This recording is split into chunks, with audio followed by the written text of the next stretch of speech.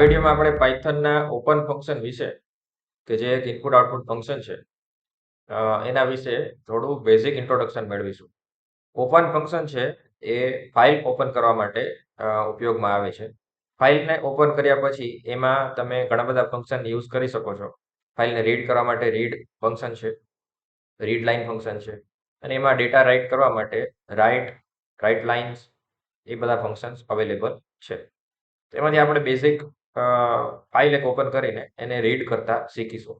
Because file right કરતા આપણે print ફંક્શનમાં જોયું હતું કઈ રીતે ફાઇલ એક બનાવી શકાય અને એમાં ડેટા એન્ટર કરાવી શકાય, પણ ફાઇલ રીડ આપણે હજી સુધી નથી કર્યું. એનું બેઝિક ઇન્ટ્રોડક્શન અત્યારે જોઈશું. ફાઇલ ઇનપુટ આઉટપુટ અલગથી એક વિડીયોમાં આપણે જોઈશું લેટર ઓન, પણ અત્યારે ખાલી બેઝિક ઇન્ટ્રોડક્શન જોઈશું આપણે ફાઇલ રીડ કઈ રીતે કરી શકાય. આગળના એક્ઝામ્પલમાં આપણે ફાઇલ ક્રિએટ કરેલી જ હતી, એ ફાઇલ આપણે અહીંયા રીડ કરીશું. ડી ડ્રાઈવમાં abc.py તરીકે આપણે આપણી પાયથનની ફાઇલ સેવ કરીએ છીએ અને પહેલા આપણે જોઈ લઈએ કે આપણી ડી ડ્રાઈવમાં ફાઇલ્સ છે કે નહીં. અહીંયા sample.txt ફાઇલ છે આપણી પાસે, જેમાં હેલો વર્લ્ડ લખેલું છે, અને બીજી એક માય ફાઇલ કરીને પણ ફાઇલ છે જેમાં થોડા નામ લખેલા છે. ઓકે, સો sample.txt ફાઇલ આપણે ઓપન કરવાની ટ્રાય કરીએ. તો અહીંયા આપણે લખીશું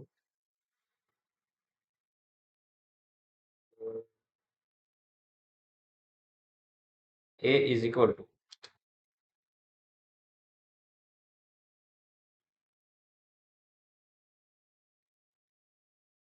sample.txt અને read mode.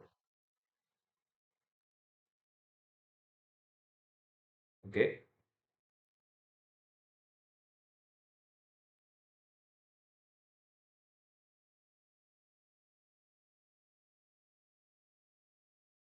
આ રીતનો આપણે કોડ લખીશું, એ સેવ કરીએ.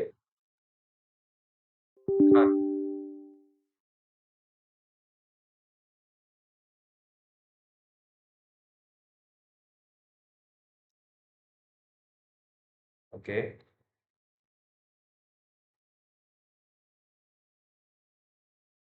તો આપણે અહીંયા જોઈ શકીએ છીએ કે અહીંયા આપણે એક ફાઇલ ઓપન કરી છે sample.txt અને અહીંયા r લખ્યો છે. r એટલે રીડ મોડ, ફાઇલને આપણે રીડ કરીએ છીએ, અને એનું જે હેન્ડલ છે એ આપણે એ વેરિયેબલને બનાવેલું છે. હવે એ વેરિયેબલ સાથે ડોટ રીડ લાઇન મેથડ આપણે યુઝ કરી શકીએ છીએ ફાઇલમાં કોઈ એક લાઇન રીડ કરવા માટે. ઓકે, તો જ્યારે લાઇન રીડ થાય છે તો એ આઉટપુટમાં પ્રિન્ટ ફંક્શનને મળે છે. પ્રિન્ટ ફંક્શન એને રિસીવ કરે છે અને સ્ક્રીન ઉપર એ પ્રિન્ટ થાય છે.